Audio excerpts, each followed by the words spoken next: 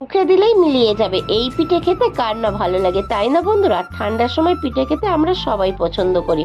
তা এই পিঠেটা কিভাবে বানিয়েছি চলো দেখাই। 1 বাটি সুজি নিয়ে নিলাম, 5 চামচ মতো চিনি নিয়ে নিলাম, তারপরে নিয়ে নিলাম হাফ চামচ হচ্ছে লবণ, 5 চামচ গুঁড়ো দুধ নিয়ে নিলাম, হাফ কাপ ময়দা আর হচ্ছে হাফ চামচ বেকিং সোডা নিয়ে নিলাম।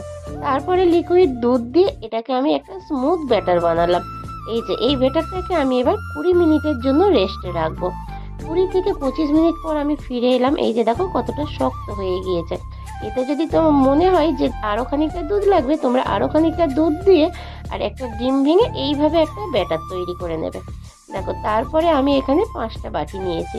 বাটিতে তেল ব্রাশ করার জন্য আমি অল্প করে তেল নিয়ে আমি কিন্তু হাত দিয়েই লাগিয়ে নিলাম। যেহেতু আমার তেল ব্রাশটা নেই সেই জন্য আমি হাত দিয়েই বাটিগুলোকে তেল দিয়ে মাখিয়ে নিলাম।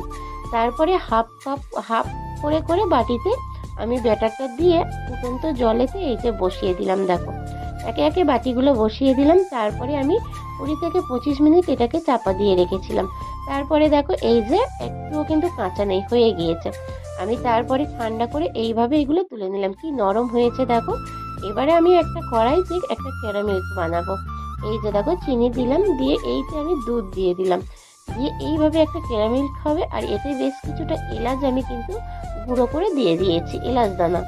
আর তারপরে দিয়ে দিলাম বেশ কিছুটা গুঁড়ো দুধ। এইভাবে যখন ফুটবে তখন কিন্তু আমি পিঠেগুলোকে এইতে দিয়ে দিলাম। আমি সারা রাতের জন্য এগুলোকে এইভাবেই কিন্তু ভিজিয়ে রেখে দেবো। আর সকালবেলা উঠলে পুরো একদম রসের মতো টুপে যাবে, জানো তো।